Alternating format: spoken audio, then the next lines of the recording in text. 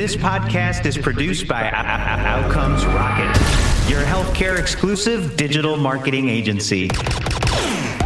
Outcomes Rocket exists to help healthcare organizations like yours to maximize their impact and accelerate growth.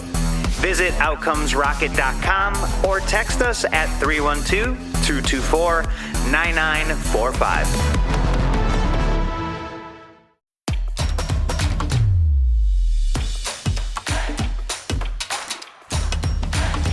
Hey everyone, welcome back to another episode of the Expanding Access podcast, recorded live here at the Behavioral Health Tech Conference in Arizona. Today I have the privilege of hosting Julia Bernstein. She is the Chief Operations Officer at Brightside Health. Julia, thanks for joining us. Yeah, it's great to be here. Thanks for having me. Oh, of course. How's the conference been and what brings you here? Yeah, well, I have actually been coming to this conference since it was online. Wow. During COVID. Amazing. So this is my second year in person. And so I'm here really just to catch up with friends, hear what's going on in the industry, and get a chance to represent Brightside. Amazing to hear that you've been with it for so long. And so tell us a little bit about you and about Brightside. Yeah, so I'm the Chief Operations Officer at Brightside Health. I've been working in the mental health and digital health industry for most of my career. I was one of the first employees at Ginger. I then spent some time on the payer side at Carillon. And then for the last 6 years have been running operations. I was at Tempest in the alcohol use disorder space, at 30 Madison, and now at Brightside, where I've been for a little over a year. Brightside provides life-saving mental health care to those who need it. We serve all 50 states, and we serve those 13 and up. And our services really are comprehensive. We range from one-on-one therapy and psychiatry for those with mild and moderate anxiety and depression, all the way through those who need our suicide prevention program.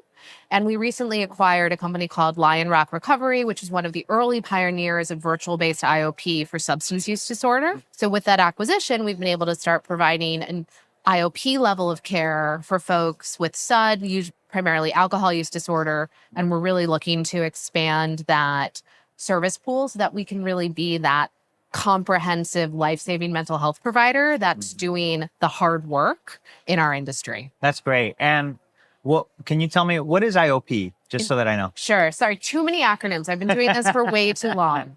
So I'll always ask you, okay? Yes.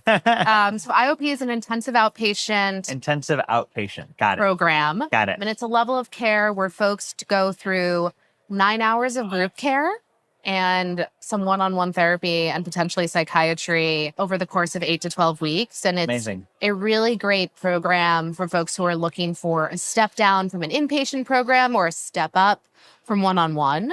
And we have a growing base of evidence that it works really well virtually, and in some ways can be even better for folks because they don't have to drive to a facility for 3 hours a day. They can do it around a work schedule. They don't have to get childcare. So it's been a really exciting addition to our scope of services. Amazing. Thanks for highlighting that. Yeah, it helps a lot.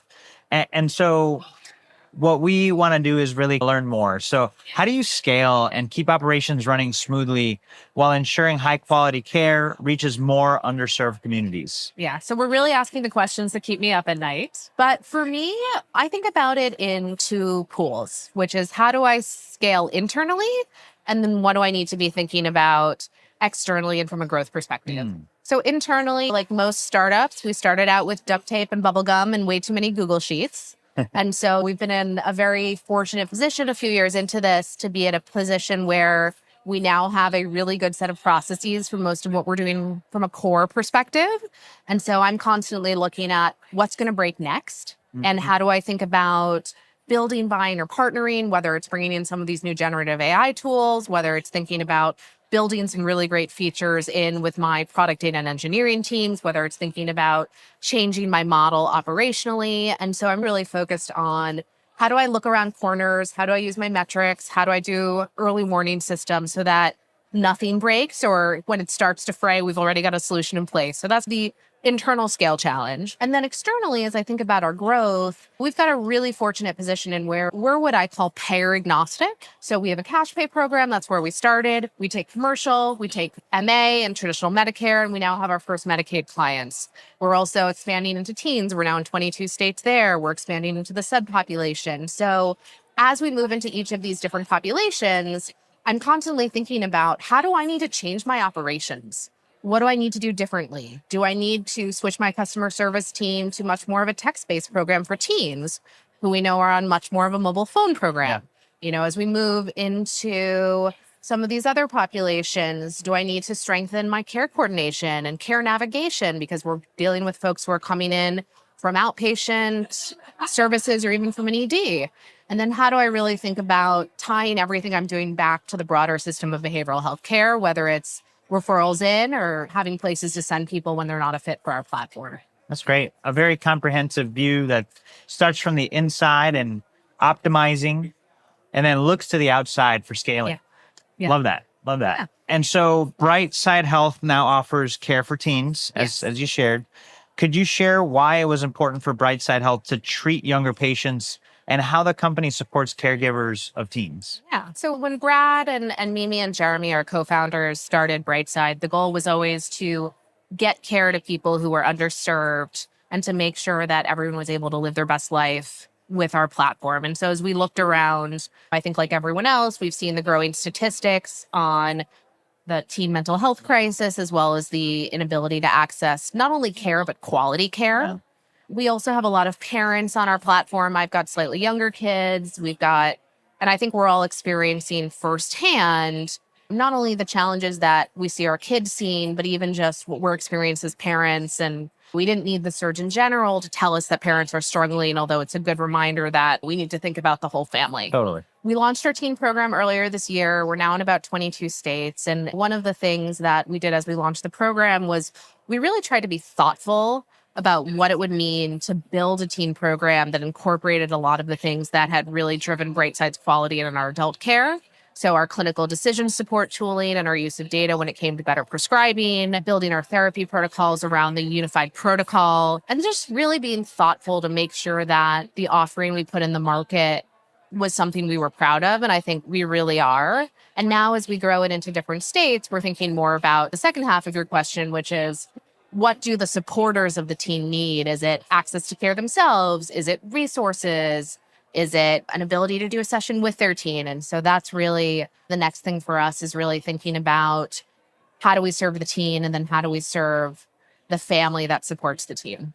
That's great. Very thoughtful approach and looks upstream to the parent, which is, like you said, like we don't need the reminder. Yeah, It's a parent, but we got to be intentional about the approach. absolutely. That's great. What policy changes do you believe are needed to support access to mental health services for those with more severe needs? Yeah. Well, we're recording this on election day. So obviously we're We are. all watching to see what'll happen there. On a federal level, we're watching a lot of what's going on with the extension of the public health emergency and the ruling around prescribing of controlled substances virtually.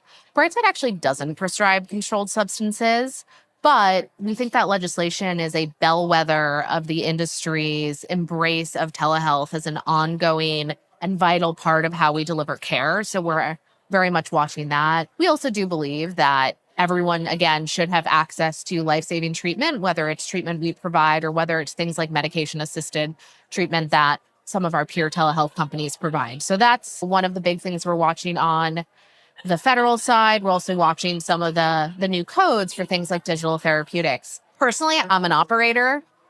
I am dealing in 50 state licenses every single day. And so the other thing that I'm paying a lot of attention to is what's going on with the state licensure programs. Where do we have new compacts coming out? Where are we seeing changes in different licensure policies? Can people get cross-licensed more easily? So I'm thinking a lot about the regulatory barriers to care that exist between states that make it that much harder to operate in a scaled way. Yeah. And making sure that there's easier ways to keep licenses up to speed and training up to speed. Yeah. I feel you. Yeah. I feel like if you ask anyone who's spent any time in the trenches of digital health operations, like I call it's modeling in 4D because you're modeling across licensure, you're modeling across payer coverage, you're modeling across training, you're modeling across availability. And before you know it, it's like you need a degree in advanced calculus to forecast your network. So plea to regulators, anything we can do to make that easy. I love that. I love that. Great call to action there, folks. And as you think about the purpose of the podcast, which is to expand access. Yeah. What call to action would you leave to our viewers and listeners today? And where can they reach out to you or Brightside to collaborate, learn more? Yeah, so I think my line on access is it's necessary but not sufficient. We really need to have quality front and center in how we're delivering care. And I think that's been core to the Brightside mission from day one. It's been core to how we've scaled. And it's also a big part of how we look at our growth going forward, which is continually involving data and technology to make sure that our care is consistent, our care is quality, our care is outcomes based, and we're tracking not only your PHQ and your GAD-7, but also what your personal outcomes are. And that, to my earlier point about things that are keeping me up at night, that as we continue to scale our populations, we're really thinking about what quality means to every individual who's seeking care and not just a blanket statement. So I think it's just continuing to think about how we define quality above and beyond our current standards of measurement and being very innovative and exciting with how we use data. If anyone wants to talk about that, if they want to talk about partnership, if they want to talk about how they can work with Brightside, please come find me on LinkedIn. That's the best place to find me. You can find Brightside at brightsidehealth.com. And we really look forward to engaging with anyone who wants to talk about these topics. And thank you, Saul. Oh my gosh, my pleasure, Julia. I appreciate you being with us on the podcast. And everybody with us, make sure you check out the show notes for ways you too can get in touch with Julia Bernstein, Chief Operations Officer at Brightside Health. Make a move today. That's how you're going to increase access. Julia, thanks for being with us. Thank you so much.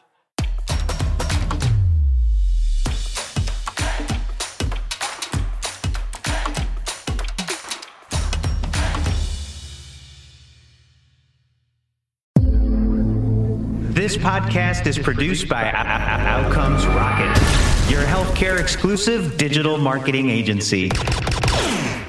Outcomes Rocket exists to help healthcare organizations like yours to maximize their impact and accelerate growth. Visit outcomesrocket.com or text us at 312-224-9945.